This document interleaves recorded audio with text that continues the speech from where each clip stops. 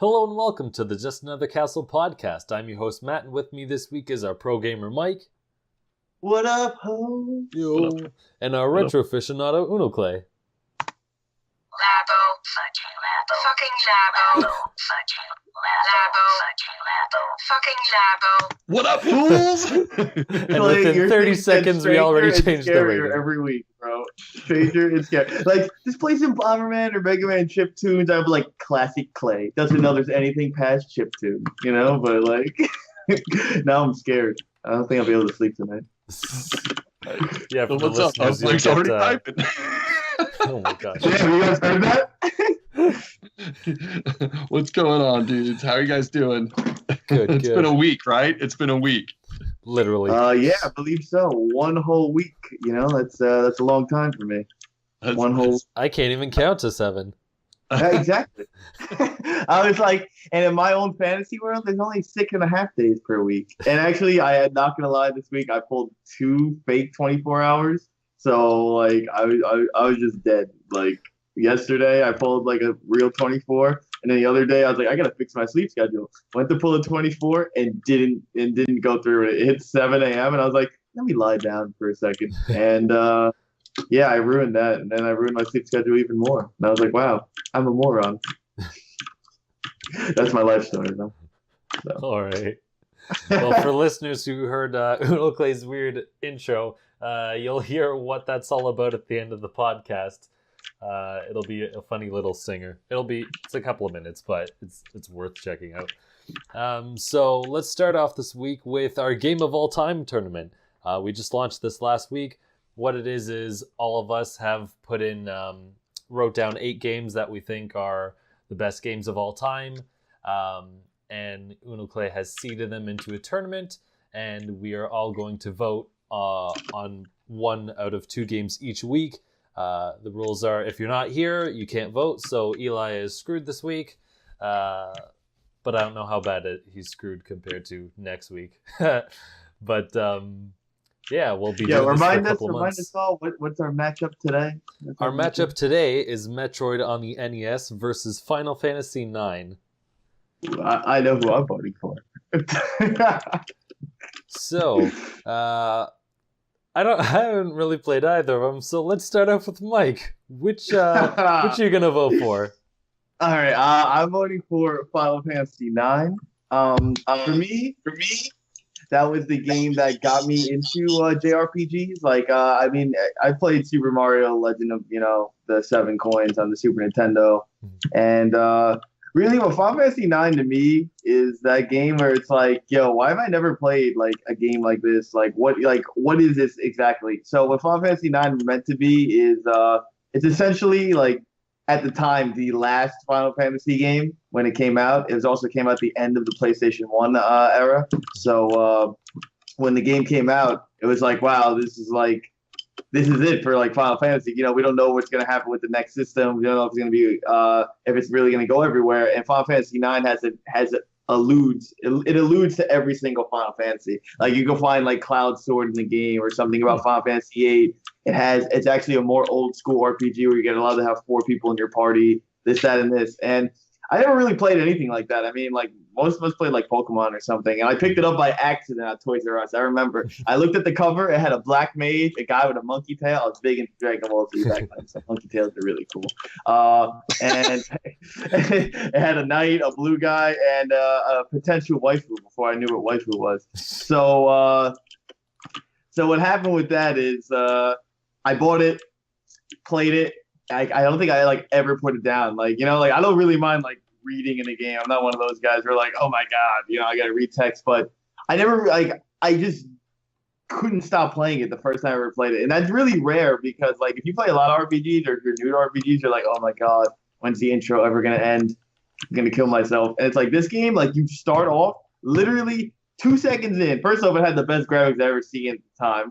All right. It has an amazing soundtrack, which I still haven't Which system did 9 this come out is on? PlayStation 1 it came out for. So 2000 though, at the very end of like, that kind of era and all that. So it's just like I got the game, honestly. I put it in. I like I said, I never look back. It's a 4-disc game, so it's actually very long, around 60 hours. It's like 120 hours or 150 hours if you want to do everything.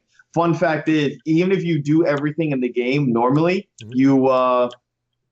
you actually haven't got everything in the game, because if you do everything, you won't get this thing called Excalibur 2. You'll get Excalibur 1. The only way to get Excalibur 2 is you have to beat the game and get the disc 4 in less than 20 hours, which you have to imagine is completely insane, because I just said this game's like 60 hours at least if you're rushing through it.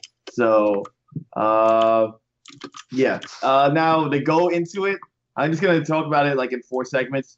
Gameplay-wise, your standard RPG, but what makes it really cool is, like, not only did I say there was odes to a lot of old games, but there's a really cool factor in the game where you're allowed to, where you can actually card battle anybody. Like, not Yu-Gi-Oh! Card battle, but you literally can walk up to any NPC in the game, hit square instead of X to talk to them, and you can do a card battle with them. And you get to play a special card game that's in the game. You can collect them all. It doesn't really change anything. You get a few extra items. It's got 2 secret bosses, one that's supposed to be regular hard, and another one that's completely super mega hard. He's called Ozma. The only way to get that is to do another mini game side quest, which is called Jacobo Treasure Hunt. Really, like I said, I could keep going on about gameplay. I'm not going to keep going on. I literally could talk about it for like 10 hours. I'm like, yeah, you can do this. Oh, yeah, did I mention you could also do this? Like, this is pretty fun. A passionate defense. A passionate defense. Yeah. If you look at it now, obviously some of the graphics are outdated. They re-released the game. They have never remade the game. They released it for like people like Clay. You don't like RPGs, so they released it in a mode where it's called like, oh, you could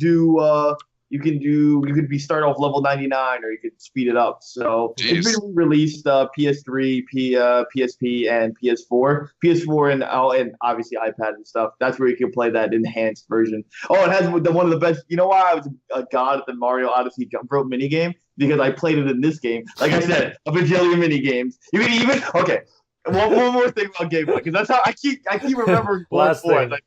Game.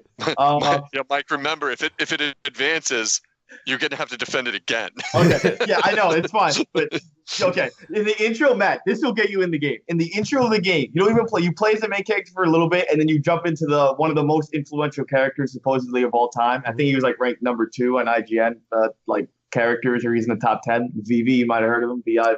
Yeah. You start the game off and you want to go see a play in the main capital, and then the game switches you to do the play, and you have to try to impress the audience with action command replays. That's awesome. Dude, and it's like one of those things where it's like, oh, is that the dancing scene? No, that's it's later. Okay, I just remember that from Theater Rhythm. Oh, okay. No, it's a sword fighting scene, and what happens is like, it's like one of those things where it's like, oh, wow, you got 98 out of 100 audiences. Do you want to go back for the encore? And then you constantly keep going back, and you're like, yo, I need to get the 100 out of 100. The game rewards you for 100 out of 100, by the way. You don't get jams for like, oh, here's $10. Like, you'll get a lot of money, but you get like something special if you get all 100. All right, side note of that, I think the music's fantastic. If you really want to, I'm just going to name one track. You guys can listen to Beatrix's theme, Beatrix. I think that's a very good song, and I could go on about the soundtrack forever. Let's end it there. I think you made a good point. It's supposed to be a short segment. Yeah, fine. Okay.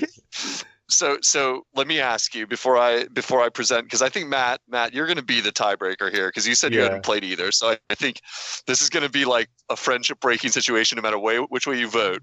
So I'm gonna have to go next. Yeah. And let me ask Mike though. For Mike, in one sentence, like not an hour, like one sentence, is it your favorite Final Fantasy of all time? Yes. Yes. Simple answer. Okay, because it sounds like it. You're very passionate, and I've never heard many people talk about 9 a lot. So really, it's I hear a lot of interesting people like 9 more than 7. Okay. 9, it's like 9 and 7 are like the best ones. Rating out of any Final Fantasy game, but the thing is, it's also criminally underrated because, like I said, it came out at the end of the PlayStation 1, so nobody was like, "Whoa, I need this game." Everyone's like, "Yeah, I played 7." Same toilet, same crap, different toilet, but people really didn't know. Well, good enough. Matt, may I defend? Yes. May I rebut? All right. In simple, I mean, I don't have to say much. Like whether or not my argument convinces you, I'd say Metroid's reputation is well known. Final Fantasy's reputation is well known. There's not a bad game in this matchup. I can graciously say that without having played Final Fantasy IX. I played the original three Final Fantasies on NES, so I know they're like wildly different than like what the series evolved into. They're classic RPG, JRPG, like the most basic Dragon Warrior type of RPG. That's all I know about Final Fantasy, other than it's got a lot of spiky-haired protagonists. Yeah, I mean, the Belts. spiky hair is more of like when it jumped to PlayStation, and what you're thinking is more of like the Super Nintendo stuff. That's kind of like. I mean, absolutely, I'm aware. But yeah, no, Like, I can't argue with that. Like, it's also that's Yeah. kind of true. Like, people think Final Fantasy, you're gonna think spiky haired dude and a giant sword. You know? Yeah, that's what I think. And I mean, it's cool because like Cloud, I never even knew who Cloud was because I don't play those games until he appeared in Smash Brothers. I'm like, Cloud who? And everyone else is like, what do you mean Cloud who? So I'm like, I don't have much, knowledge of the series. Obviously, I peripherally, I listen to podcasts where people talk about it all the time. It's cool. I have a lot of respect for it. It's not my game.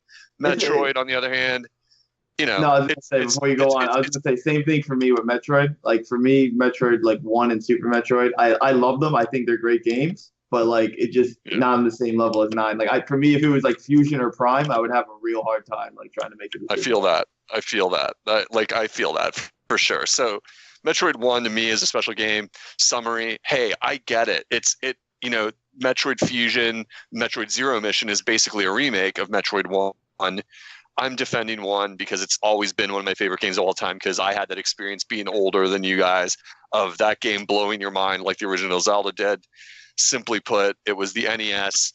It was the Wild West of video games. You had things like Mario Brothers come out on one hand and you're like, this is amazing. I've never seen anything like this on the other hand. And then you get a game like Metroid where it's like a deep space adventure where there's very little instruction and the game just starts and it's hard as nails and you literally spend a couple of years of your life like reading Nintendo Power trying to get tips on how to beat it because you're like, I cannot do all of this. Like this game is insanely difficult when you're a kid. Nowadays, I mean, you can speed run that game even without a map once you're an adult and remember the game from when you're a kid. You can probably beat it in 2 hours or less, by far less, if you just know where everything is and you maximize your time. Like you could just rip through it. It's absolutely easy by modern standards if you know where things are, but you got to rewind to the late 1980s and you're like, this is like nothing else. The music's amazing. It's got atmosphere. It created the Metroid series, and it had the greatest like twist of any game that I know of up to that point. That Samus was a girl. That doesn't sound like anything to a modern audience, and it's sexist to boot that would be a twist almost. But nevertheless, you did not know that playing that game, and you get to the end, and if you got a good enough finish, you got to see her take her helmet off, and your brain just exploded. You're like, I was a girl. You're like, ew, I'm dropping the controller. Ew, I was a girl the whole time.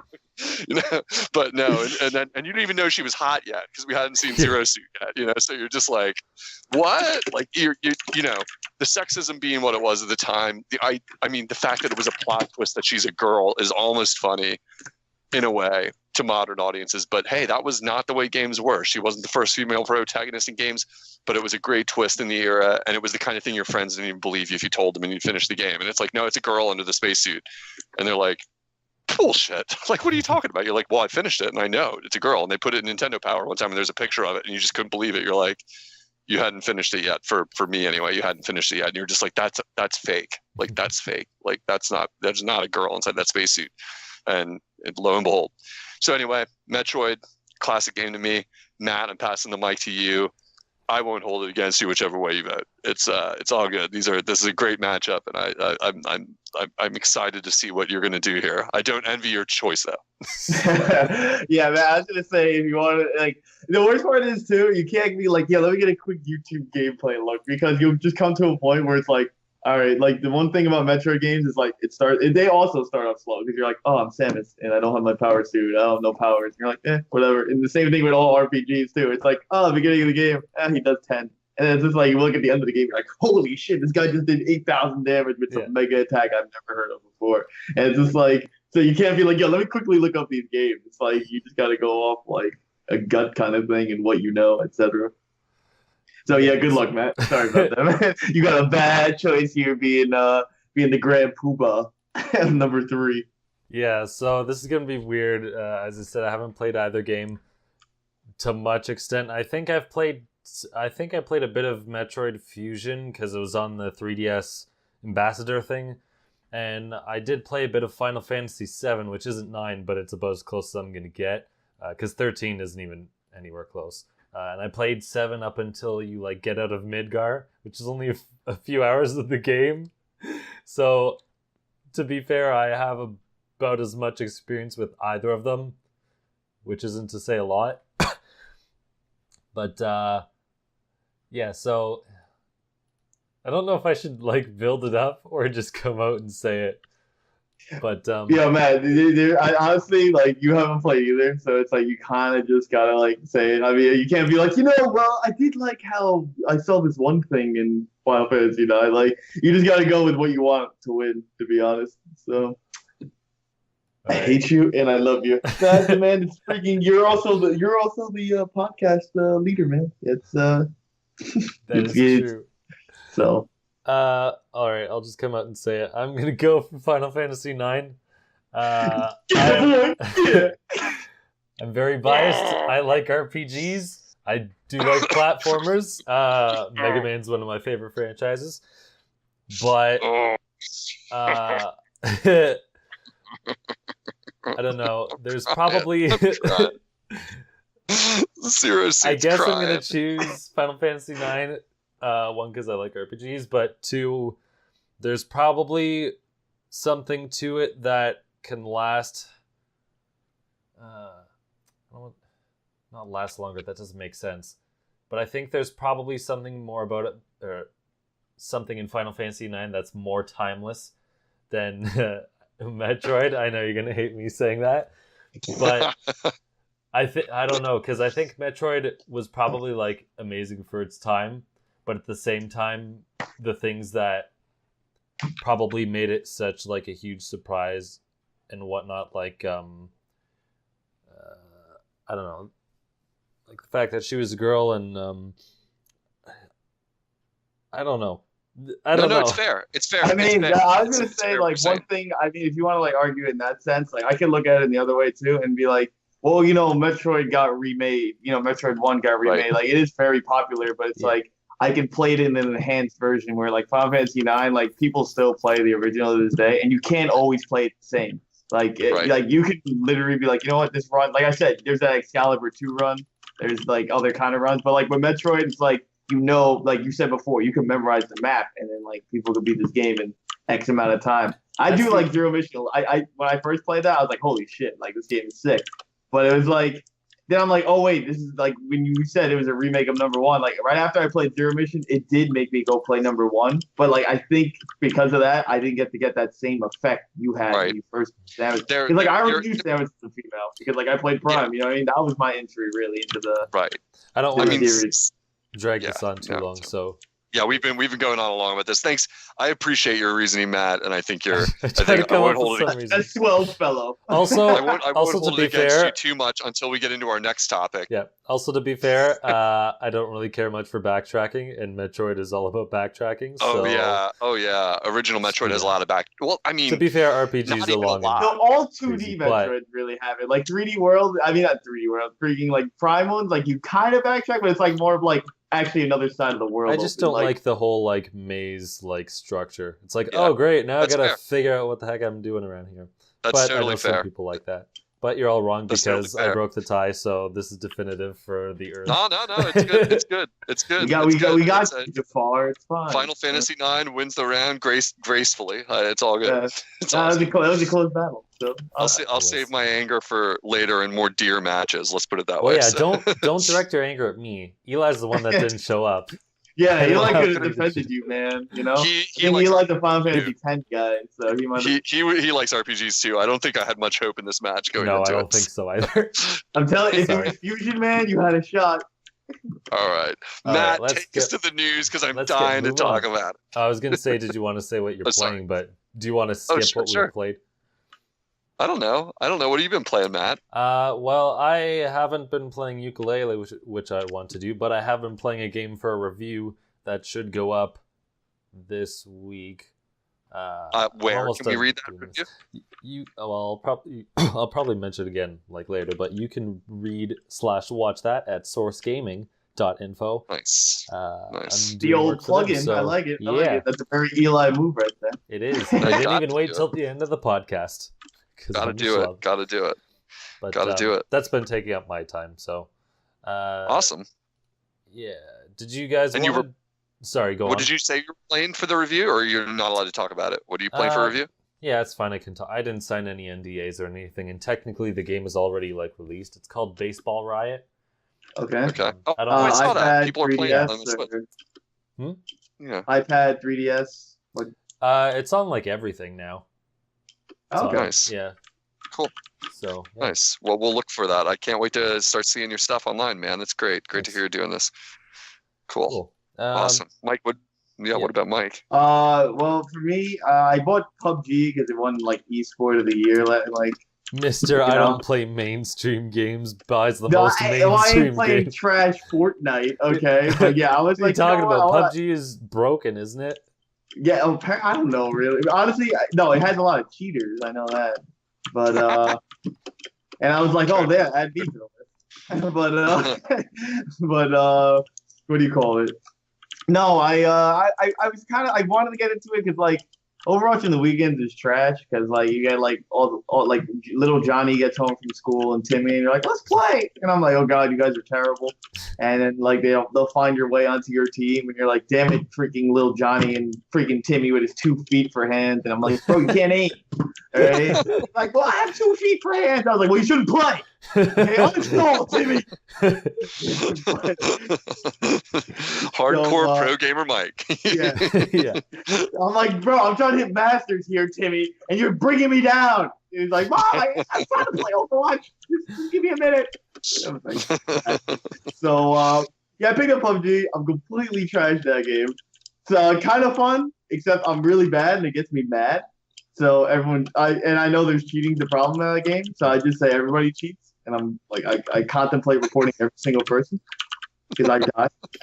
But other than that, man, let's see, I have, I was gonna replay the GBA Mario Superstar Saga, and I was like, nah, that'd be a waste. I should just play Superstar Saga. I should just finish my 3DS one. So I kind of touched back up on it. I got through like the first third of the game. Matt, you played Superstar Saga, right? Yeah.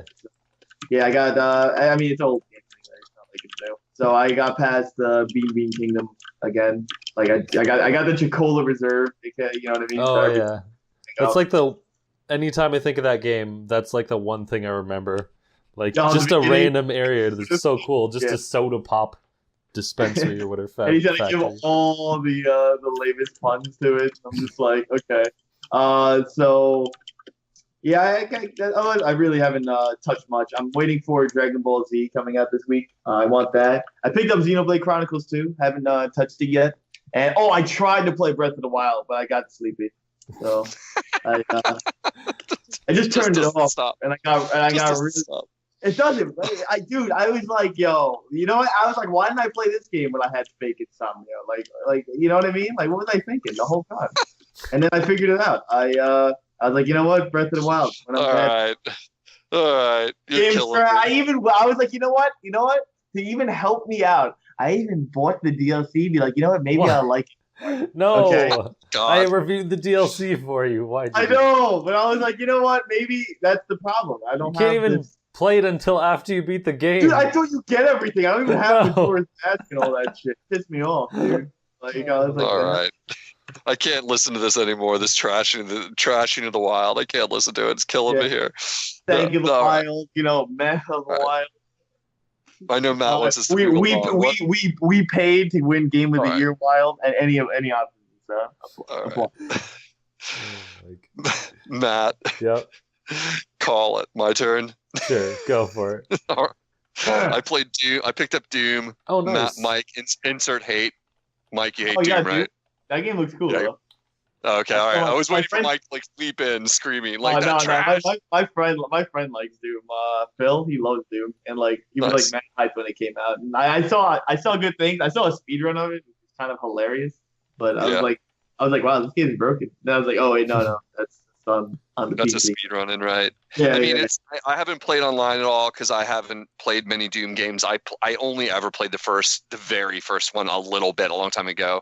I'm not particularly an FPS guy, but here and there I'll get really addicted to one or two in my life, or three or four even. But like I'm not like in for all of them since I'm a Nintendo guy. Obviously, that's kind of a limited library or whatever. But it looked so good. I liked the atmosphere of it, so I wanted to get it and try it out. At first I was having those doubts. Like the first hour, I was like, why did I buy this? Do I really want to play the campaign of a shooter, like of a first-person shooter? Like, is this really going to be fun? Because really, it's like, go here, go there, and get into it. Like, it's a lot of like set-piece arena fights with like tons of demons spawning all around you, and then like explore for a while, and then repeat. Like then you get into an arena area and like, or like, a maze area with a lot of corridors that loop around, and you're like just killing off demons that are like popping out, and you're trying to conserve your best resources.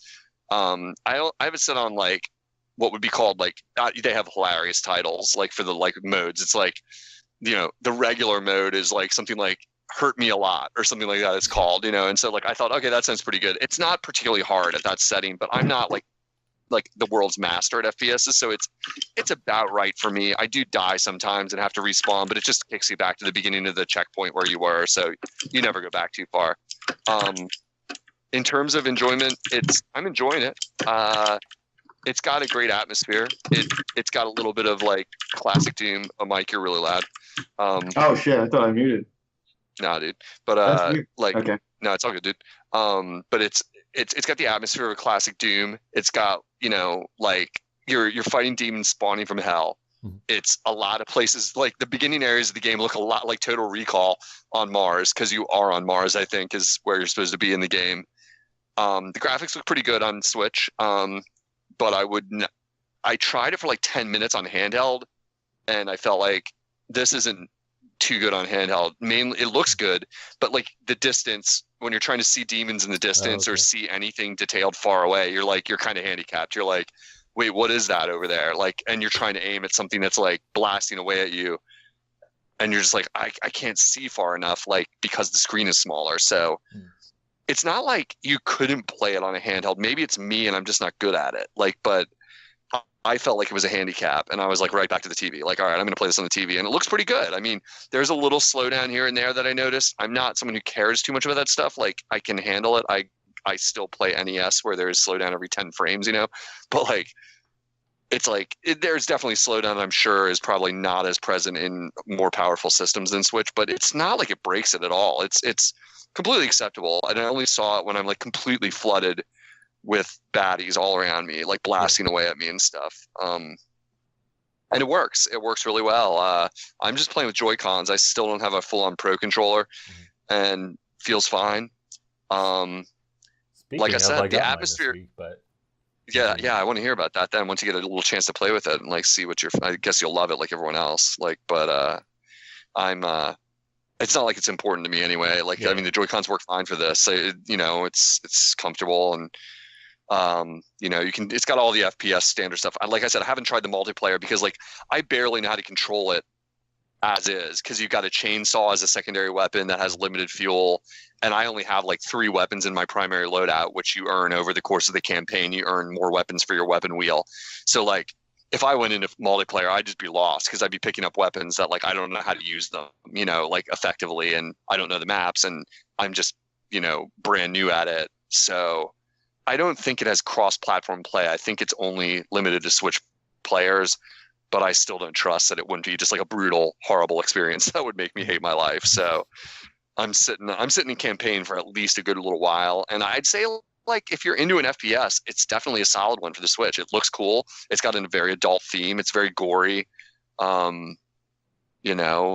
It's a rockin' good time. It's Doom. So I'll give it a thumbs up. I mean, $60, with change on that, American prices.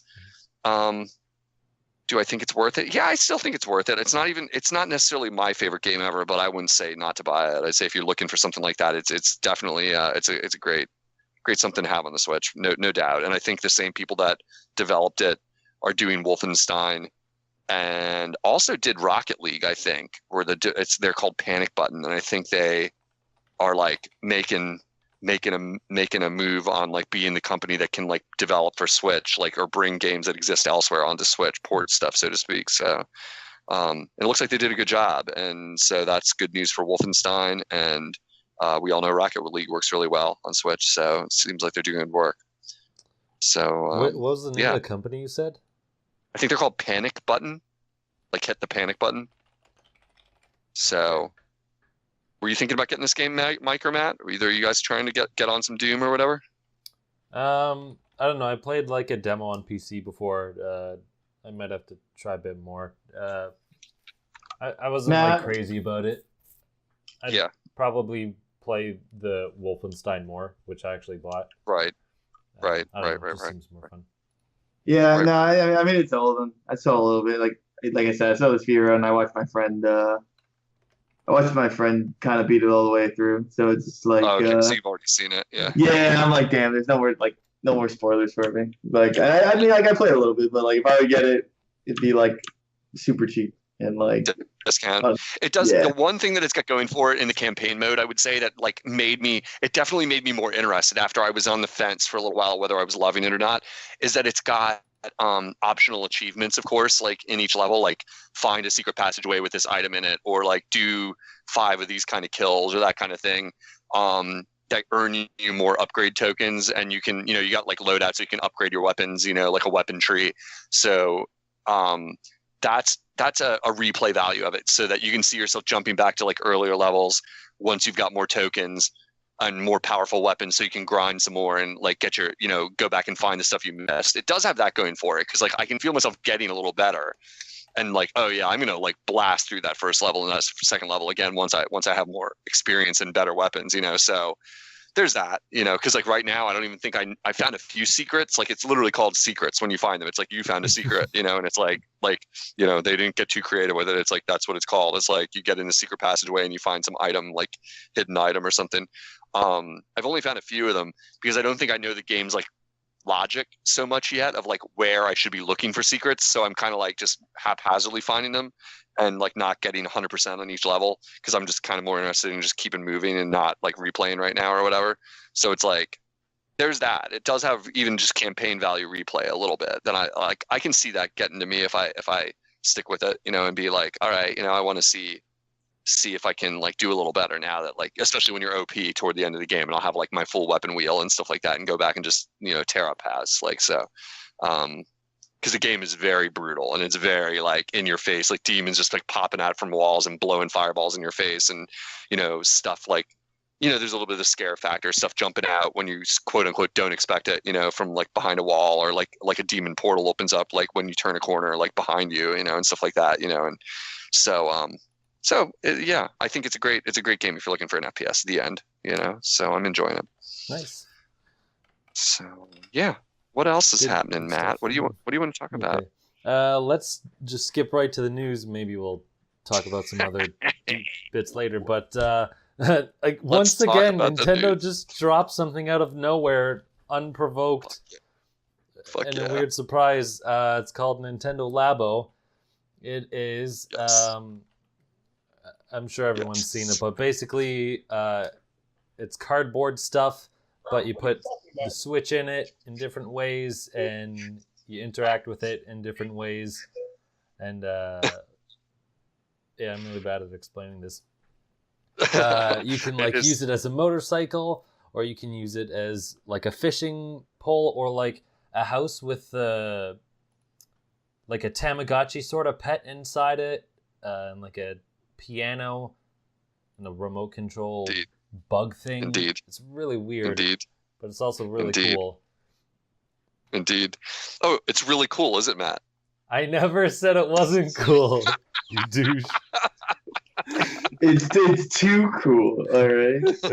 I'm just coming from Matt. Mike, you might not have been privy, and for the listeners, so it's not just all inside jokey here, me and Matt, like, we're having a great Twitter, like, back and forth, Twitter, a great Skype back and forth when it was announced, like, that turned into, like, me being ultra fanboy Nintendo, loving on Labo, and Matt like taking a more conservative position, but like to mess with Matt, I kept painting him as the hater, and Matt keeps going, but I didn't say I hate it, and I'm like, admit it, you hate it. Like, you're just being a mic here, bro. Like, stop being a mic. Like, it's awesome. Labo's gonna be fucking awesome. And he's like, I didn't say I hate it. I just think, well, Matt, what do you hate about Labo? Why don't we just let you tell the audience? Why don't we let you tell the audience? Matt, I wish they honestly, burned the video. Give us your take on it. You think it's cool? You said that. Like what else? Like, what? Give us your honest read on it. Yeah, Mike, can you? Mike is muting again. Mike. Yeah. How am I not muted? I have the mute button on. Did I cut out that? Or like this mute button doesn't work? Because like it says no mic and I hit the thing and then it's like, I don't know. Didn't work. It's because it's your name. It's like no Mike. Yeah, I'm not muted. no Mike, the other button. Oh, I had a feeling. All right, wait, can I talk about Labo? Yeah, go for it. All right, Go cool. for it. Well, I hate art, so I don't know. So I think cool. Nintendo do it like, yo, let's make the anti-mic game, okay? And then they're like, yo, anti-mic game. They're like, Miyamoto, get here. And he's like, yo, how about this box that needs artistic skill? And I was like, wow, the real anti-mic game right here. All right. I think it's a cool idea. I like the robot one because I'm a weeb, but I would need someone to build it for me because I hate That's art. like the easiest one too. Yeah, You it doesn't fold, matter, like, man. two Do you not pieces. know? I'm sweating drawing mother effing sticks over here, all right? Like, What? yeah, dude. Like making those what do you call it? Those sticks. What do they call them again? Stick figures. That's it. See, I don't even know. You're sweating stick figures. Yeah, when I I draw have no stick idea. figures, I'm like sweating making them because they're trash. Okay, so what's the chance of me being able to follow A through C to build a cardboard box? All right. He's like, It's he like, can do you barely get- even open the cardboard box Yeah, to get it. exactly. All right. Like Do you get panic attacks every time you see an IKEA? Do you like panic? You're like, they're gonna make me build Yeah, my I own. was like, furniture. oh god, I gotta build. I was like, excuse me, sir. Where's the lazy American section where it's pre-built? They're like, you could pay extra for it. I was like, bitch, no. I'm not gonna pay for people to build it. I just want the fully built one. I will fit that somehow in my car and in my doorway. OMG, you are too much. I literally built a stack of IKEA shelves today. Literally. Yeah, no, that's that. But my boy, who's a big DIY guy and what do you call it? A big DIY and a big coder and builder. He loves it, and I'm like, yeah, man. Of course you love it. You like the guy. He just builds random shit for fun. I think it's cool. I think it's a good way for like parents, kids kind of thing. I just want to see what kind of games they're gonna add for it, or like what kind of like stuff. Like, yeah, the video didn't really help me because I'm like, I bet half of this stuff is just bullshit, and I don't believe half of the video. But if they make some sock and boppers robots fighting game, I'm down for that. You know, that's not arms. Like with robots, like his arms. It's Project Giant Robot. I mean, it literally, you can see it. It's Project Giant Robot recycled. Yeah, It's see, so the thing awesome. is, though, like that idea is so stupid and so bad that they had to put him in a timeout for that. So, yeah. So you're positive on it, but it's not for you. Is that what you're saying? Yeah. That's exactly what I'm saying. I'm like, kids are stupid. Let's just get that shit. But Nintendo's, you know, they make it for 5 cents and they sell it for $80. Perfect plan. Bang. Mike's like, it usually prints when money. I call games trash, you know, it's just a joke because it's not actually trash. In this case, it's physically is. trash. Oh man. Recyclable trash. I knew you were a hater, Matt. I knew it. I knew it was a hater. I knew it. I knew Hey, it. Matt's allowed to hate it. It is stupid, all right? But the thing is, though, like, On tape. it's like, if Nintendo sold me a Nintendo napkin, I'm like, oh shit. That's not just any napkin, all right? Matt, But what then do I you was like, wait, it's actually trash. But still, think? all right? So Mike is positive, but not for him. Like, and it's trash. Like, because that's Mike. Like, Matt. Yeah. What's your take? Give us your hot take, or it's your cool take now because we've got a week to meditate and debate about it. What's your cool take on this? Yeah, I think it is cool. I just think it's a bit pricey. Apparently, according to other like children's cardboard sets or whatever you want to call them, they are actually pricey, which is stupid. So I guess it's not out of the actual price range for what it is. Right. And I watched your video, the video you sent me about Nintendo Life. And he shows some examples of some cardboard stuff, and it's like you get one thing for $30 or $40, and it's like, well, this one pack has like 5 of them, Right. and it's only like twice the price.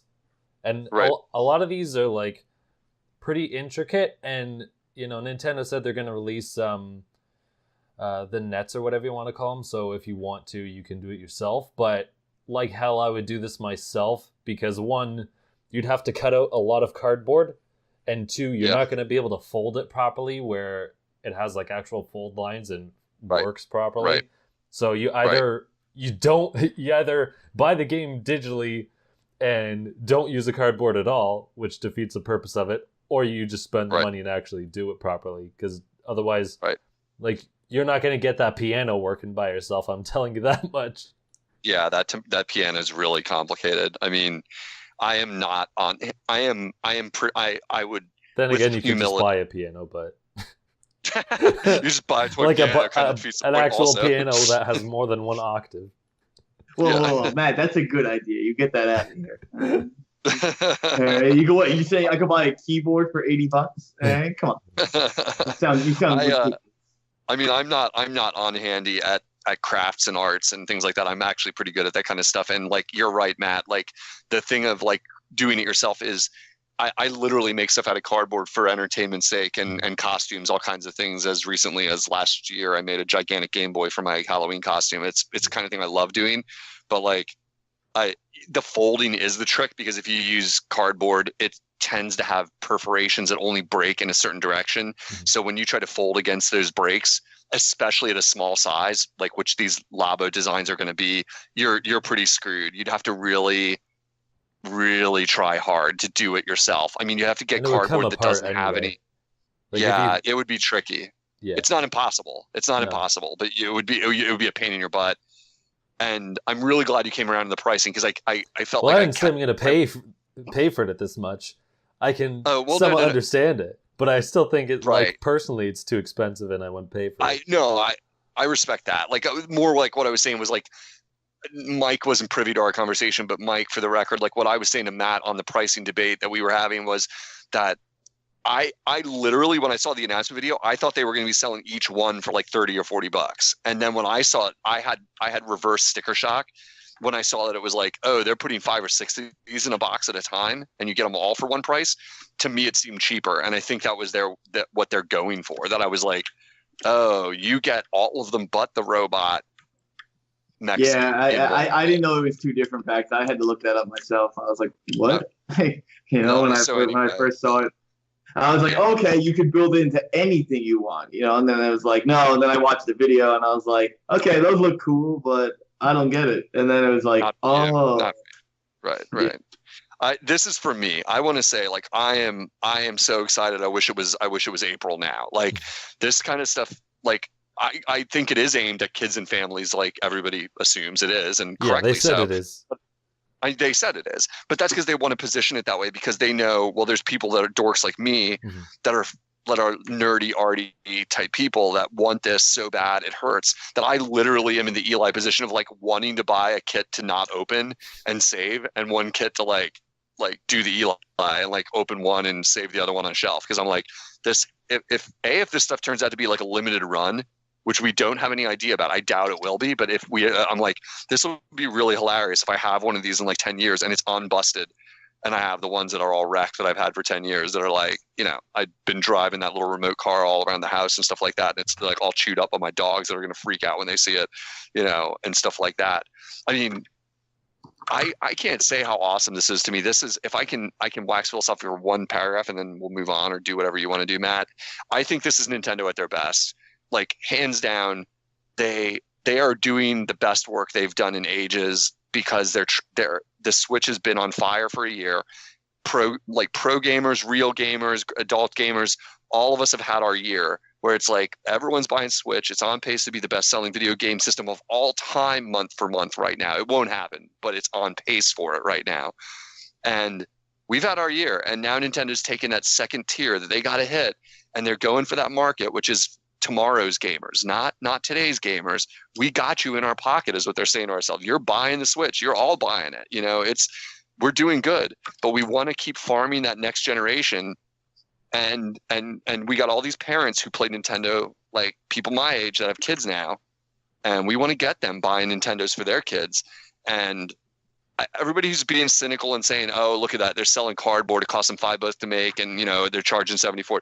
I think that's just it's just missing the point. I'm like, sure, it's a good way to make profit. That's not in doubt. So is making video games in general. If you make an indie game and sell 100,000 copies of it, you're going to be rich, and nobody's calling them out. It's like, look, it only took you like 20 hours to make that game, but you sold. It's like it's like no, it doesn't matter. It's like it doesn't matter if Flappy Bird is the biggest piece of crap on all time. It's like big deal. It's like it's a few thousand lines of code, and you're a rich man. Good for you. Like, and then you can walk away. Like this is about fun, and it's about creativity, and I can't be happier when I see Nintendo take a risk that's funny like this. This isn't Wii Music where we're all like record scratch. What the hell? Yeah. This is like amazingly cool creative thinking that, like, number one, it's going to sell more Switches. Number one, smart move. Parents that don't have a Switch yet, now you have to have a Switch. Like, number two, it's something to do with your kids, and that's awesome. It's super fun. It's hilarious. You get like, my wife is going to be the one that does the coloring on them because I hate coloring. I want to build the crap and play with it, but I ain't going to be sitting there coloring them. I'm going to be like, I'm going to be outsourcing that to my wife because she loves to color and draw and stuff like that. I'm going to be like, color this little house for me so I can play with my little robotic doll house. Okay, thanks. But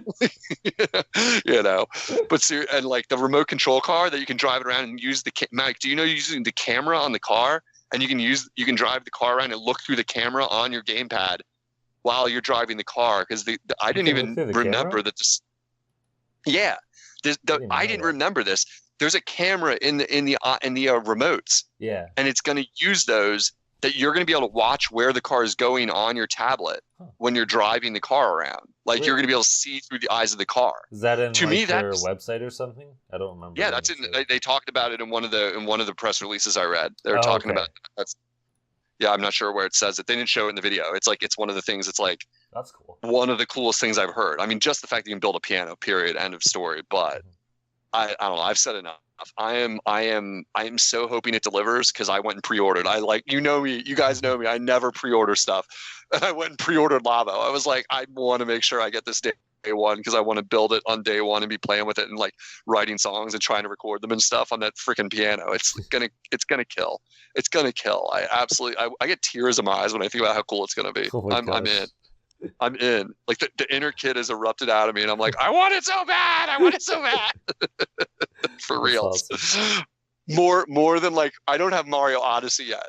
Like, put that in perspective, right? It's pretty bad. You're like, give me cardboard. It's like, that's the thing. It's like so many people are, and I'm not hating on you, just sincerely. It's like so many people are focused on the cardboard. I'm like, no, it's different. It's different is what's awesome about it. Like, that's all I want.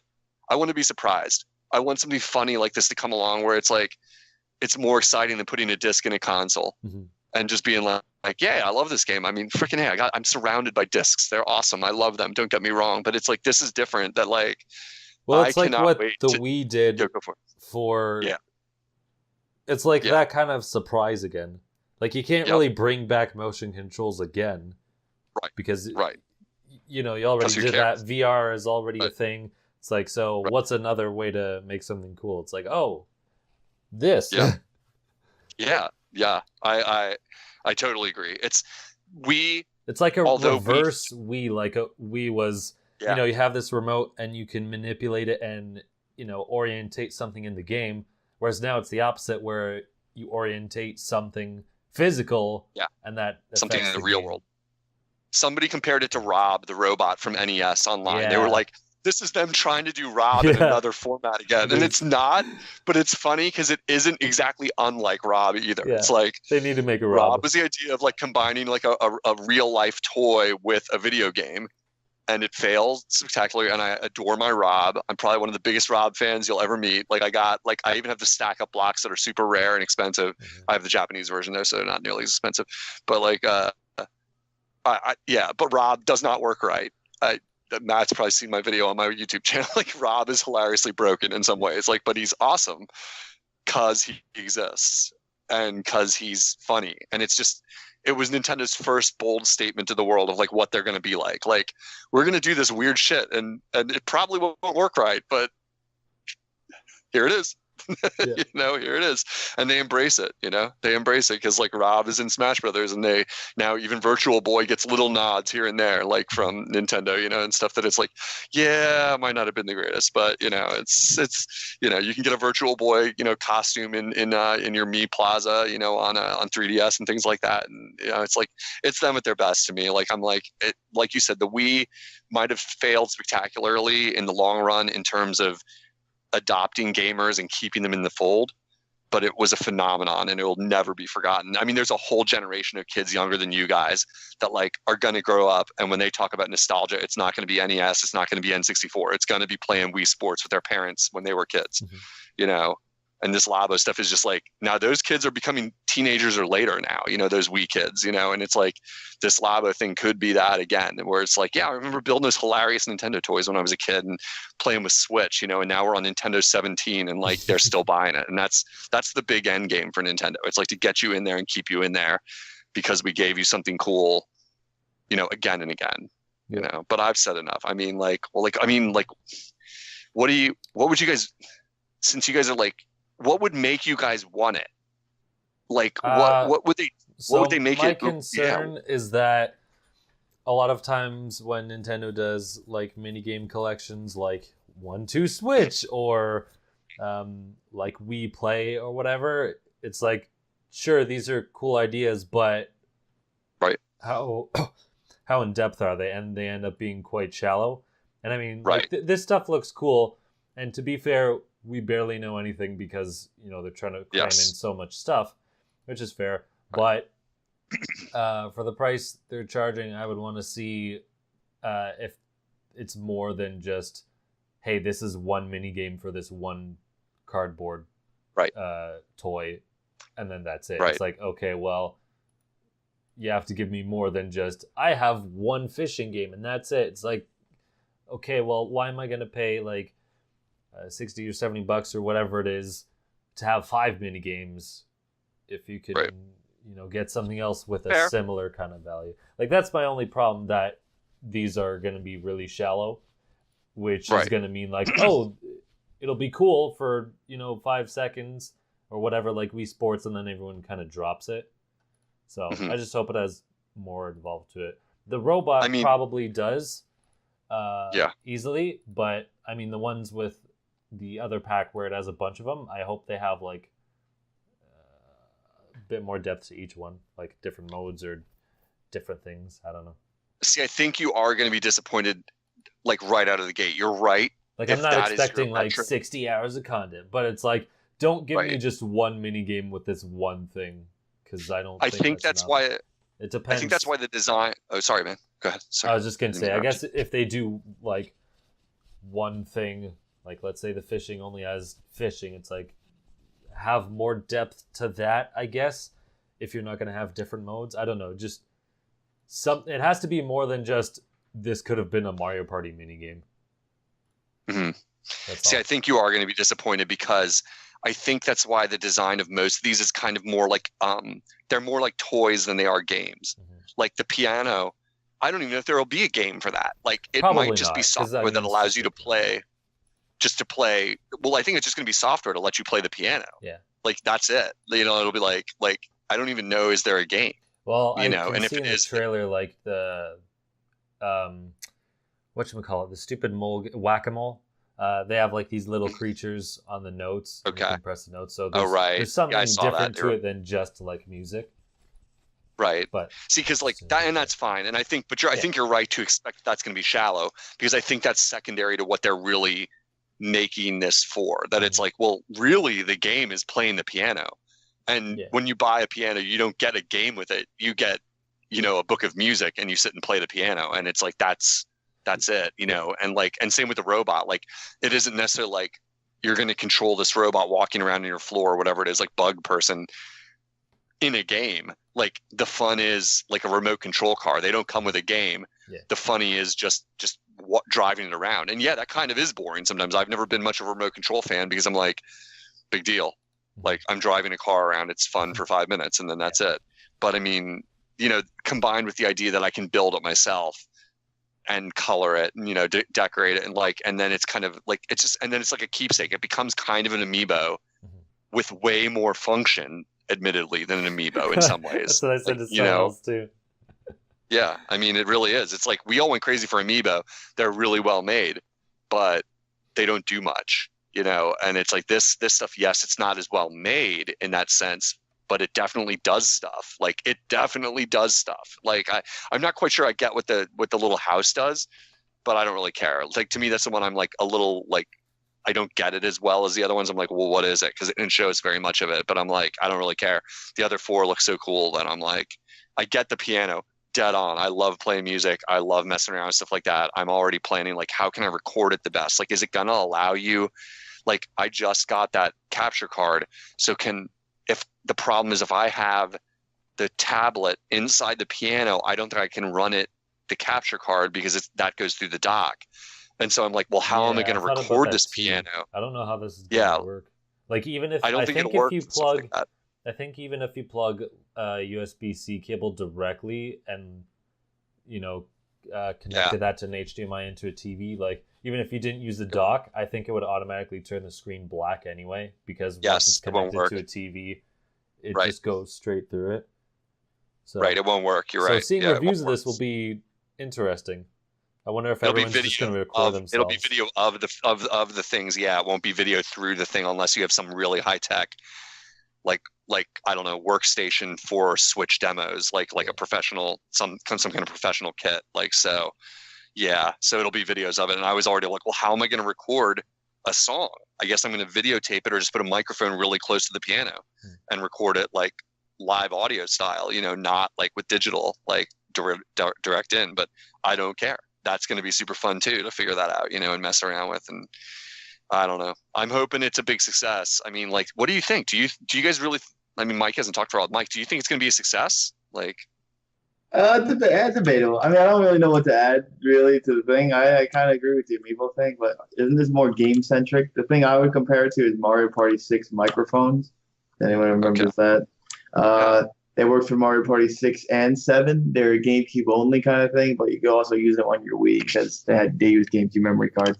But yeah, those microphones, they serve the purpose of those 2 games. But after that, it's like, there's really no point of them, like, at all. And it's not easy to say if it's going to be Amiibo. Like, there's not going to be more to collect, Like, the smart thing they would do is they keep throwing out, quote, shovelware in a sense with these games.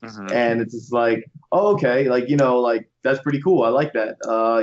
This, that, and this. Like, the piano game comes out, right? So 6 months later, we get like another compilation of games. That's a great idea. I hope that's true. I hadn't thought of that. Like that they would keep adding games to it or something. That's a cool idea. Because that would be cool, and then it would like kind of warrant the purchase. Like, you know what I mean? It is a bit much. It's also like, man, like Matt said, like everyone has a right to be skeptical because you really don't know what kind of plan. It's not like it's we're getting a Mario game and you got to use this box in some crazy innovative fashion. Right. But I do kind of want it to succeed. Like I want anything Nintendo does to succeed. So that'd be pretty dope if it does. I honestly just, like I said, it's not for me, so I don't really have much of an opinion on it. But I think it seems like a fun time. Nice. Matt, do you think it's going to succeed? Like, what's your read on it? Like, I wish Eli was here to comment on this. This is the kind of stuff where he like loves to talk. Yeah. I don't know. I could see it going either way. I think it'll sell well at the very least. But from there, I'm not sure. I could see it being a hit, but I could also see it like doing well at the beginning and then kind of like petering off, and then they release maybe one more pack for it and it just kind of like goes away sort of thing. I don't know. It depends. Yeah, pretty much it depends, which is, a garbage answer because I'm not making an actual statement. It's like, well, anything can go any way, so blah, blah, blah. Go any which way. Good call, wow, Matt. Way to go. You really made a statement. Good call, Matt. Yeah. Good stuff. Well, that's cool. I'm so, you guys heard it. I'm so pumped. I'm a pig in shit right now for Nintendo. I'm just like, fuck yeah, this is great. Switch is killing it. Nintendo's being Nintendo at their Nintendo ES because they've been playing it safe, kind of. A little safe for my taste this year. There's been no wacky off the rails Nintendo behavior where it's like, something happens and the whole universe is like, oh, why'd you blow it? Like nothing like that's happened, and I'm like, this isn't that. But it's definitely the moment since Switch arrived that's been like some people are like going one direction and some people are going the other on it. And I'm like, I'm only happy because I think Nintendo's on the right side of this one. I don't think it's Nintendo just being Nintendo and they're going to fail. They're going to go down valiantly. I think this is Nintendo doing something real creative that's going to at least make an okay profit, and it doesn't hurt their rep at all. It's once people settle down. And, in a month they announce some other big game and we can all move on to like the next big story where all the hardcore gamers aren't like, why does it cost so much? It's cardboard, like it's like, it's like, I know it's like that Nintendo Live video just said it all. I was dying with laughter because he's just like making fun of it. He's like reading those hilarious comments from people. And I'm like, oh my God, yeah, this is why I stay off internet websites. I could not take like having to defend this to people that are like typing in poor spelling and saying it's cardboard. Like, wow, I don't know. I'm pumped. So I'm glad, dude. I'm glad. There's gonna be an audience for it. That's the good thing about it. Yeah, it's gonna be me. I'm gonna own them all. What did anything else happen in Nintendo news this week, Matt? So yes, sort of. I would like to say I would love if I got a review copy of this, and then I could like have my niece over and build it with her, because I think she's kind of young, but I kind of think she's smart enough that she'd be able to I'd be able to help her anyway. I don't know. I think it would be fun to do that. What age group? What age group is she? She's like 5 years old. Oh yeah, she's a little like right at that threshold because I have my niece is 6, but like a solid 6 like now, like where she could do this but would get bored halfway through and like wander away. Like she's real smart, but she'd like, I could just see her like being like, this is fun until a fly buzzes by and then she's like gone. And I'm like, wait, we're only like 1/3 of the way through building this motherfucking robot, bitch. Get back here. And I'd be like, oh, I shouldn't talk to my niece like that. She's 6, God, but like, and then my brother is like, dude, yeah, you can't talk like that to my daughter. And I'm like, I'm sorry, I just don't have kids. I just talk like that to everybody. But like, wow, that's not good either, to be fair.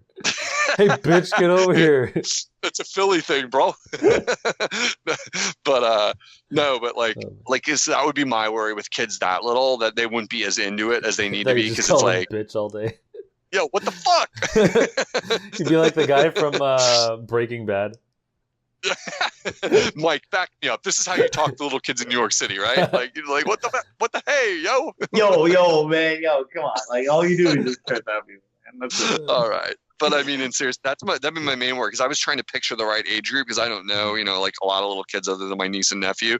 Making the pizza. Don't start the next topic. Get after it. Keep talking about cardboard, man. Get after it. But now we can talk about Super Mario too, Galaxy, that is. But yeah, I was thinking like maybe like the right age range is like 8, 9, something like that, where they're a little more like focused and mechanically minded, and like aren't going to get bored in 7 seconds of anything you present to them. Because like my niece and nephew are awesome, but they're just like, their attention span is like flies. They're just like, like we play a game for like 5 minutes, that's max, and then they're like, let's do something else, Uncle Clay. And I'm like, all right, I guess. I'm like, I was into that first game, but whatever. So but yeah, that'd be neat. Matt, plug for it. See if you can get the review copy. That'd be amazing. Review copies of cardboard. It's amazing. Yeah. I know. It's amazing. I love it.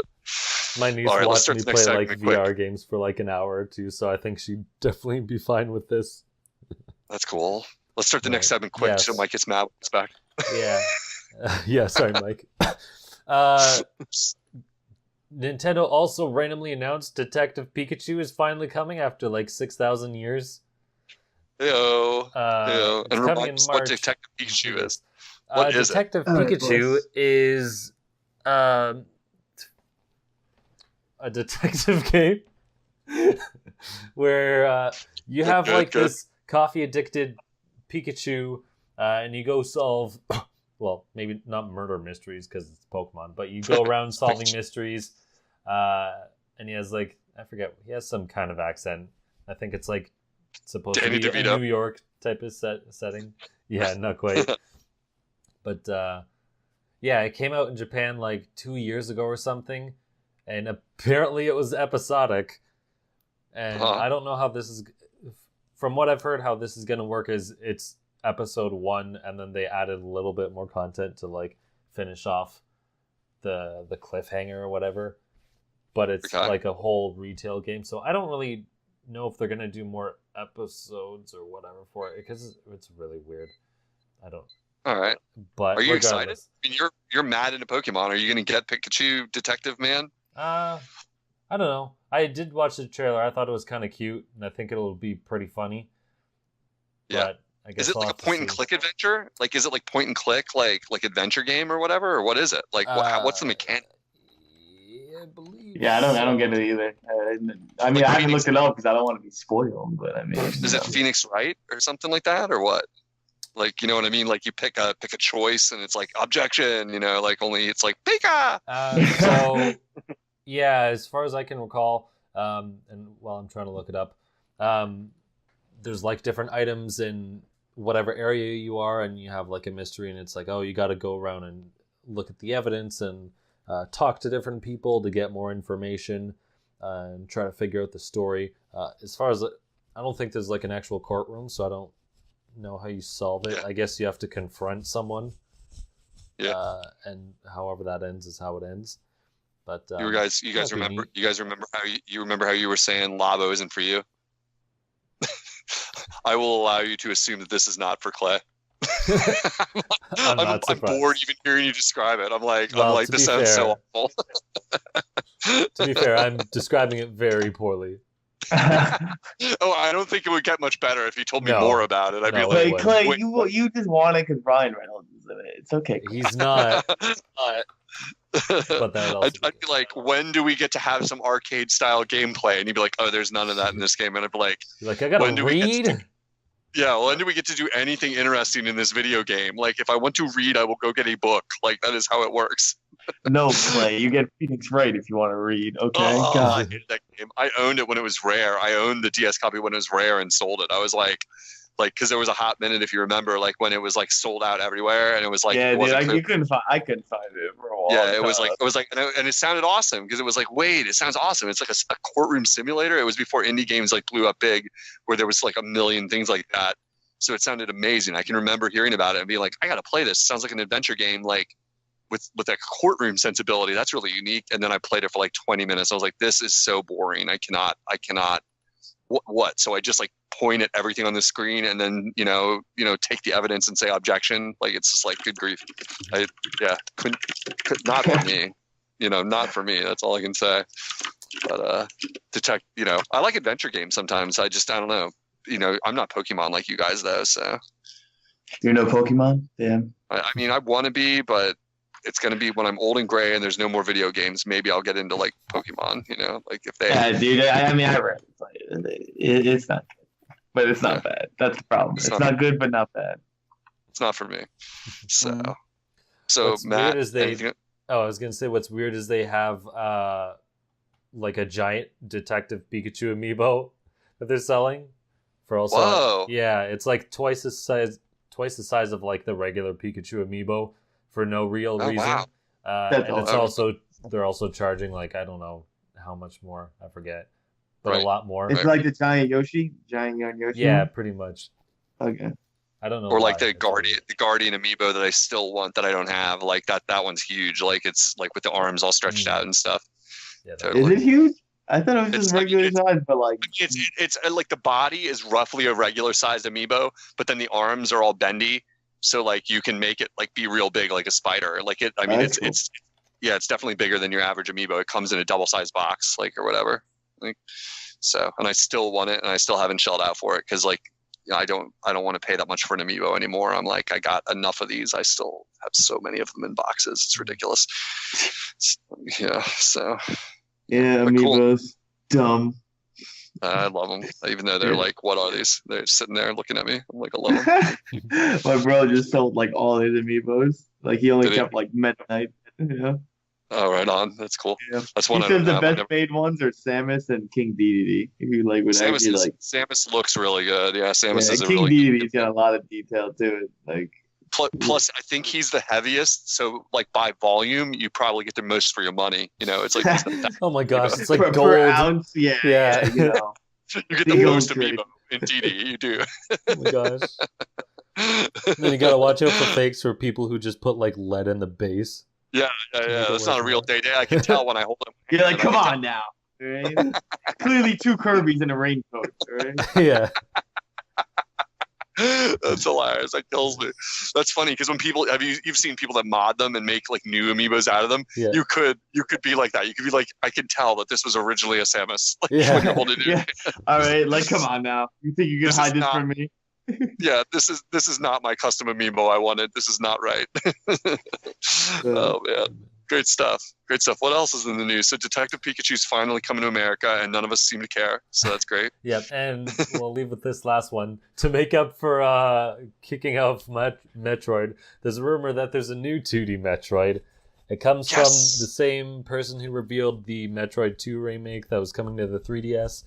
Right. Apparently this one is been development for a long time.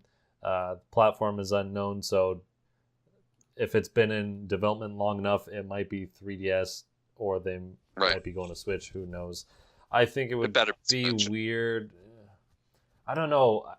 I wouldn't know what to expect for this year for 3DS. I would be hard pressed to see a lot of first party like actual games coming out, because I think most of the games for the last bit have been like not ports, but like some sort of collection. Like Mario Party is a collection, or remakes like Metroid and the Mario and Luigi thing. So I don't really expect much, and I think it would be really weird to be like, we just released, you know, a Metroid remake, and now here's a full Metroid at like the end. It's like, wait, what?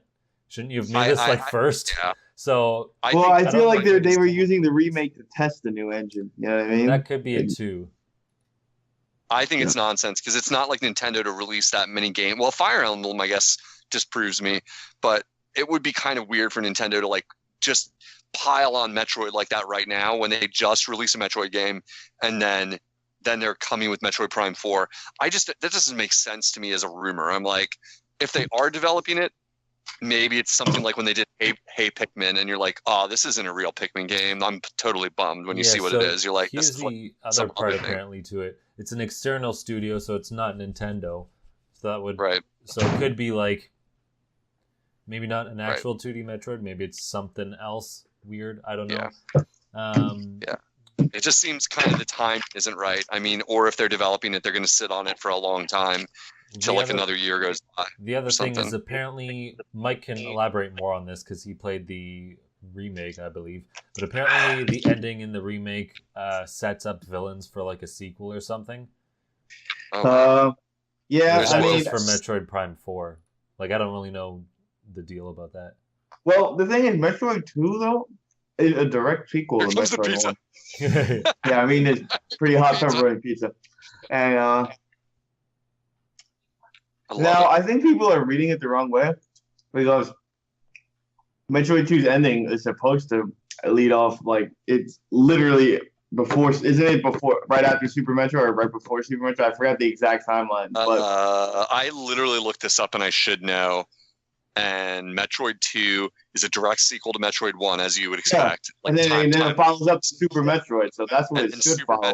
Super Metroid is after Metroid 2. They go in the order, but there's Metroids that go before it in the timeline. Like they're like Metroid Fusion is the very first Metroid, I think. No way. In terms, I forget, or is it the last?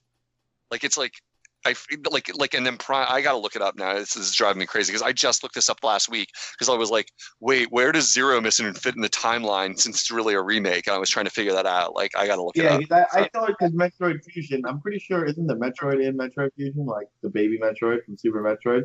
So I think Metroid Fusion is a direct sequel to Super Metroid technically. All right. Metroid and Metroid Zero Mission are just the same game. They just match up. Like in terms of timeline. Hold on. Okay. Mike, was there anything new in like this remake? Like obviously it's a remake of the other one, but did they add any like new things at the end that might be. I what mean, this I didn't person's really talking about. notice anything new. I mean, I could go back and be like, maybe, but like to be honest, it ended the way I remembered Metroid 2 ending, aka the way every Samus game ends, aka on her ship leaving a planet, writing a journal entry. It's So yeah. I want to clarify. Like I said it really wrong. Like Metroid, just for the listeners, Metroid and Metroid Zero Mission are the same game basically. So they are first in the timeline. But then Prime Hunters, Prime 2, and Prime 3, and Federation Force, if you consider that a real game, all happen in the timeline before Metroid 2, the one that was remade recently on 3DS. And then we were right. Super Metroid comes directly after it because Metroid 2 is you extinguishing the Metroids. Like you're committing genocide is what it was to do, that's it. you know. And then Super Metroid is the last Metroid. Like that's why it's the greatest one. It's the very last Metroid is left. And then it's Other M, and then Metroid Fusion is the very last one. That's where my brain glitched. Fusion. Like, Yeah, I remember Fusion being it's very the last one. in this timeline. And they make sense. They're not like Zelda. They've somewhat tried to have a timeline like throughout, like where it's not like they just glued it together later and we're like, oh, it makes sense. Like sure, like the very first 1 and 2 and Super Metroid, you could, you know, they were just making 3 games in a row. And then they inserted Prime in between all those games. Basically, when I look at the timeline here, that's what happened. When they decided to develop Prime, they were like, well, there's a whole bunch of time we could play with. We didn't really give a timeline in terms of actual time. We could just insert games in here. Because like I never understood that when I played Prime. I always thought it was just like Zelda, kind of. It's like, it doesn't matter. This is just another story in the same universe. I don't care when it happens exactly. And it does make sense. Yeah, but there's not other links. You know, I mean, there's not other Samuses. Like, you know right, what I mean? Samus is one person, right? Yeah. Right. The one that's thing true. I don't get though is did Metroid Prime have a Meta Ridley? And Yeah, I think so. Yeah. and it didn't. Super Metroid didn't have Meta Ridley, right? I've never quite understood why Ridley keeps coming back. I'll have to be honest. Like, I don't get it either. I like the space pirates are like, oh, he's our arch enemy, and then it's like, nah, let's rebuild him and help him out. Yeah, I'm like, I don't get it. I think he's just like a Bowser. I mean, I don't think that deep about this stuff, to be honest with you. Like when I play games, it's like, of course Ridley's going to come back. He's the most badass, awesome villain. You know, he's the villain of the series. Of course he's coming back forever. Who is the other villain in Metroid 1? Craig, the original other, and he's I'm surprised they don't really. I mean, I know you killed him, but I'm surprised they haven't like remade him or like try to add him again, kind of thing. You know? I agree. I literally just texted my friend that the other day when I beat Metroid NES on Super Famicom Disk System, or on Famicom Disk System. I was like, whatever happened to Kraid? Because like I forgot he's even in Super Metroid, and then I looked it up. He did Melee too, man. He's in a whole stage in Melee. Oh, is he? See, I never played Melee. That's the one. Yeah, he has a whole stage to get dedicated to him. That's great. That's great. Like I've got a someday. I cannot wait to play Melee. It's like, but you know, it's going to take me a month or two to get into it, so I'm never. Dude, Melee's a great game, man. Like, honestly, I noticed. Like there's an adventure mode, so you don't have to be like, oh, I'm just playing the same thing. Like the adventure mode is like something you'd like play. It's really cool. For sure. I can't wait. It's like one of the top games I ever look forward to playing, but it's going to take me months to like get into it. So it's down the road. You know, I love Smash 4 enough that it's like I don't really need another Smash game to like take up my time ever right now, you know, in my life. So it's someday. Hard to justify. Exactly. And I know it's like way faster, like of a game in terms of all the Smashes. It's the fastest one. And to me, that's not necessarily a good thing because I'm not good enough to handle it fast. I don't know if you'll actually like it. Yeah, it's way different. I think the single players are very fun to enjoy casually, though. I think it's one of the probably the best single player. Like it's way better than Brawl single player, even though. Yeah, I hated the Brawl single player. The Missionary is cool. The story-wise idea of it's super cool. But like, quote classic mode is trash, and Brawl mode they did a lot of things wrong. And what Melee does right is not only its single player thing, but its quote classic mode is more similar to how it was in N64. So you still have the targets, you still have board the platforms. Well, you don't really have board; you have to collect the trophies. But same thing. You know what I find amusing here? I find it amusing that Mike, who has professionally, if the listeners don't know, played Smash and done decently in many tournaments, you can talk so casually about it. Like to you, it's not like to a Christian, if I mentioned the Bible, you'd be like, "Yeah, greatest game ever." Like, like no hands down, bro. Like no question. Like to you, it's like funny because you're like you're more dispassionate than I would expect from someone who's spent so much time with a game of that caliber. Where you're like, yeah, it's a great game, and I'm like, don't you like go to tournaments and play it and stuff? I'd be like, yeah, there's way better games. And it's like You gotta realize too, a lot of these fighting games, man, they're quote repetitive, but they're not deep. Like there's deep meta per se. Sure. You can learn more about the characters and more advanced techniques, but I mean, scratch the surface. I look at it as a game, man. You know what I mean? Like, I'm a gamer before I'm a computer, and I look at it like that. Like, Dragon Ball Z Fighter game coming out this Friday. My brother's like, I don't want to pay full price. It makes sense to me. Nobody should pay for a fighter full price. It's bullshit. All right, because they're gonna release the complete edition with the extra $30. But you know what? I like Dragon Ball Z, and I want to get this like ASAP so I can play it fast and enjoy it and all that. It has a story mode, this version, compared to other fighting games like trash ass Marvel vs. Capcom Infinite. That's also why I never buy games digital, because you can never return and or sell them.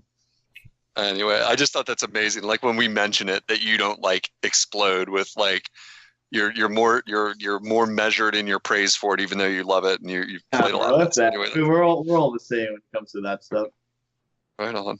What else, Matt? What else is in the news? We got any other news bullets this week? So I will want to add an addendum to that Metroid thing. So I looked up the ending, and if this is what they're talking about, then it's kind of like not really much of a lead-in. Right? No, I'm gonna pull my Metroid headphones off Samus because Returns. I didn't finish it yet. Okay. I'm pull my headphones off. Oh, yeah, no problem. Okay, whatever. For Metroid, for Metroid Samus Returns, at the end, there's just like a sequel bait where this like little lizard creature gets like bitten by a Metroid or something, and then becomes like some ravenous lizard creature. So I'm guessing it's. Did you have to complete fusion mode to get that, or it just happened normally? I have no idea. I just looked up. Like I said, I couldn't remember like too much about it. Yeah, it's like a 15. Oh yeah. Okay, no. So what I got from that, what that is supposed to, I'll explain it right now, is when that thing, a Metroid, like one of the, it's stupid to explain, but it's basically the fusion parasite comes up, one of the X parasites, and it touches one of the creatures, and then he bugs out at the end. Mm-hmm. And that just means either A, you've unlocked fusion mode, or if you want to think of it as a teaser, it's essentially go play fusion. This is the next game after this. You know what I mean? Oh, but okay. That's what it is. So you remember this fusion mode in Samus 2 Returns, and that's quote hard mode. Okay. Because fusion is the hardest game in the series. Okay, so it might just be like a way to say you unlocked fusion mode. Yep. Okie doke. I don't know if that's what they're talking about, but that's the only thing I can think of. Yeah, I mean that's what I got from it. And I was like, oh, okay, cool, fusion mode. And then I was like, but I don't want to play the game again. So yeah. All right. Yeah. So I think we'll wrap it up there for this week. That was pretty much the main news. There were like little tidbits, but maybe we'll hold on to them for another week or something. You can find me at the Mango Viking on Facebook, Twitter, YouTube, and Source Gaming. I was gonna say Eli or Unoclay at like the same time, and then I had a brain fart. Mike, where can people find you? Cool. You guys can find me on Twitter, ChoiSB7, or just find me on Twitch on Gaming Night Live and YouTube as well. Trying to, like I said, been trying to put out like a few videos. Like school's been kind of getting in the way, but like I want to make that big Odyssey video. But Clay still hasn't played Odyssey. Pretty disappointing. And yeah, I can't wait. I can't wait, dude. Yeah, you gotta play that game, man. Freaking sometime this year. It's so good. It's so. I know. Sometime this year. I'm saving it for the right day because I can't wait. Yeah, it's gonna be one of those things where you're like, holy crap, can't put it down. Then you realize 6 hours went by. You're like, all right, I'll eat. And I'm going to sneak in a few. That's great. All right, I'll eat. Fair enough. All right. And Unoclay, where can people find you? Right now, you can find me on Twitter. I'm using it a little bit more lately, and that is at Unoclay_Switch. And in my profile, if you want to send me a friend request, I am on Switch quite frequently. And I do play Splatoon a good bit, and I like playing Rocket League. So there's some games we can play together if anyone out there wants to hit me up and send a friend request. Cool. So everybody listening, you can find us at Just Another Castle on every platform on the internet, except for Destructoid now, because I got kicked off of that. So yes. Okay, that's a weird reaction. All right. Apparently, they don't like you. Whatever, their thing. I don't. whatever, their rules, they can do what they want, but I don't think I can understand them thinking saying I'm spamming, which is legitimate, and I can be fine with that. But the rule of but fair is fair. Spammer. But the rule of you can't post YouTube videos, it's like, look, you're lucky people go to like gaming websites anymore versus straight up YouTube. So you should allow people to just post YouTube videos. At least they can comment it on your website. I think that's a bit ridiculous. Anyway, rant aside. Rant noted, bro. Rant noted. Hit us up with the questions on Twitter at JustAnotherCastle or me at the Mango Viking. So until next time, leave gaming to Nintendo. Labo. Fucking Labo. Save it for the podcast. This energy in my heart cannot be saved. Still mad about that mini direct, bro? I mean, Labo is cool and all, but it's no replacement for big games and it's not meant to be. Also, it's expensive, so no way I getting it anytime soon. Yeah, it's just Nintendo being more fucking Nintendo, that's all inexpensive. Agree to disagree. I thought it could be like 30 to 40 bucks apiece. When I saw it's the price just above a normal game for the 5 main ones together, I was like, okay, I am in. By comparison, We Play was 10 more than the average game, and that mini game collection came with a 50 controller. Cardboard isn't expensive, and there aren't going to be that many games in this package. It's very Japanese, the whole papercraft thing. If you're only evaluating it on cost of components, sure, this isn't for you. It's almost similar to the debate over Nintendo vs other systems. If you just want the most bang for your buck, then Xbone is the right choice. If you want weird and unique creativity that maybe isn't as technologically advanced or costly to develop, then Nintendo's yeah boy fucking period. I'm not saying this isn't neat, but 5 to 10 games in a mini-game collection is not worth full price, hence why you didn't buy one to Switch. Which has more, and packing in cardboard which is cheap wouldn't drastically raise the prices. I am typing this while standing on a balance board wearing Koopa-Troopa themed boxers arguing about topics for a Nintendo fan or nerd cost. Papercraft and art-themed stuff like this is huge in Japan, and it's clearly a way to evolve the dwindling toys to lifeline. I think it's gonna be a smash hit, and wave on it's missing the point to worry about how many games in the collection it misses the point. It's fun and unique and a non-traditional way to evoke gaming experiences. You could say the exact same about the others though, that's the point. Sure. I leaked the idea behind the others too. I just heard reviews saying 1 tot 2 Switch wasn't fun, so I didn't buy it, and same would go for this. And We Play was fun, or at least some of the games were. I don't follow your point, I guess. DIY stuff is cool, but half of the point is that DIY is supposed to be cheap because you're doing it yourself. Papercraft high quality and cheap at all, not from what I've seen. And this comes with software. But hey, if your point is you think it is overpriced, then we'll debate it on the podcast. The point is the mini-games will be just as shallow as the others. And while they're all interesting, they're never worth full price or more.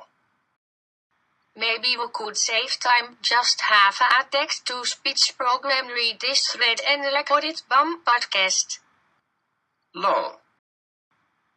Let your inner child out, make you know you want to. Together, we can rule the universe. I said I think it's cool.